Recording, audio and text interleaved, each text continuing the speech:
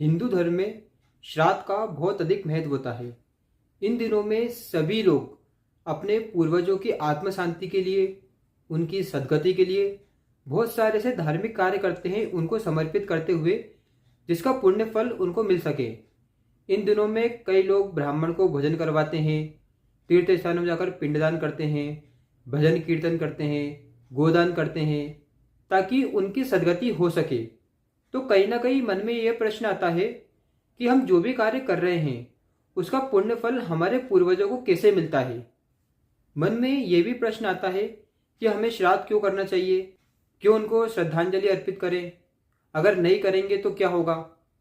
श्राद्ध करना चाहिए या नहीं करना चाहिए, इसके पहले हमें यह समझना होगा कि मृत्यु क्या होती है। भगवत गीता में लिखा है कि जिस व्यक्ति ने जन्म लिया है उसकी मृत्यु अवश्य होगी, और जिसकी मृत्यु हुई है उसका जन्म अवश्य होगा। जन्म और मरण का ये क्रम हमेशा चलता रहेगा। जन्म और मृत्यु का ये क्रम तब बंद होगा जब व्यक्ति को मोक्ष की प्राप्ति हो जाएगी। मोक्ष की प्राप्ति अर्थात जब वो भगवान में लीन हो जाएगा, तब वह जन्म और मरण के बंधन से मुक्त हो जाएगा। दोस्तों, जैसे किसी के पिता की मृत्यु हुई तो वो उनके कर्मों के अनुसार नर्क और स्वर्ग का भोग भोगेंगे, और उसके बाद जैसा उनका कर्म है किसी भी योनि में वो वापस से जन्म लेंगे। अगर कर्म अच्छे हुए तो वो वापस से जन्म ले सकते हैं मनुष्य रूप में, या फिर वो किसी अन्य योनि में जाएंगे। तो ये निर्भर करता है कि आप उनके कर्म कैसे थे। वो किसी भी योनि में जाएं, उनको अपने पिछले जन्म का कुछ भी याद नहीं होगा कि वो मनुष्य थे, उनका जन्म कहाँ हुआ था, किस कर्म की वजह से वो इस योनि में आए हैं, ये किसी को भी याद नहीं होता है। लेकिन उनके जो बच्चे रहते हैं, उनके जो बेटा बेटी रहते हैं, सिर्फ उनको ही ये याद होता है कि वो हमारे पिताजी थे या वो हमारे दादाजी थे। सिर्फ उनके पोते पोती या बेटा बेटी को ही याद होता है कि वो उनसे क्या संबंध था। तो अब हमारा ये कर्तव्य बनता है कि हम उनको तारें। पितृ ऋण उतारने के लिए ही हमें श्राद्ध करना चाहिए। अगर हम श्राद्ध नहीं करते हैं तो हमारे ऊपर पितरों का ऋण रहता है, तो हम उसे कभी उतार नहीं पाएंगे अगर हम श्राद्ध नहीं करेंगे। तो हमारे शास्त्र में ये विधान है कि मरे हुए व्यक्ति का कोई भी संबंधी, वो चाहे बेटा हो, बेटी हो, पोता हो, पोती हो या कोई भी हो, अगर उसका मरे हुए व्यक्ति से किसी भी तरह का संबंध है तो वो अगर कुछ भी पुण्य का काम करते हैं और उनको समर्पित कर देते हैं तो उसका सीधा फल उस व्यक्ति को मिलता है। फिर वो चाहे किसी भी योनि में हो, स्वर्ग में हो, नरक में हो, धरती लोक पर हो, मनुष्य योनि में हो, पशु योनि में हो, वो जिस भी योनि में होंगे उसका पूरा पूरा फल उनको मिलेगा।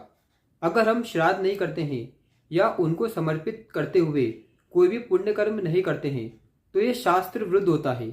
जैसे आपने कई लोगों को देखा होगा कि श्राद्ध के टाइम पर वो गया जी जाते हैं और पिंडदान करवाते हैं। गया जी हिंदू धर्म का बहुत ही अधिक धार्मिक स्थान माना जाता है, बहुत ही ज़्यादा पवित्र स्थान है। इसीलिए कई लोग श्राद्ध के दिनों में वहाँ पर पिंडदान करने जाते हैं।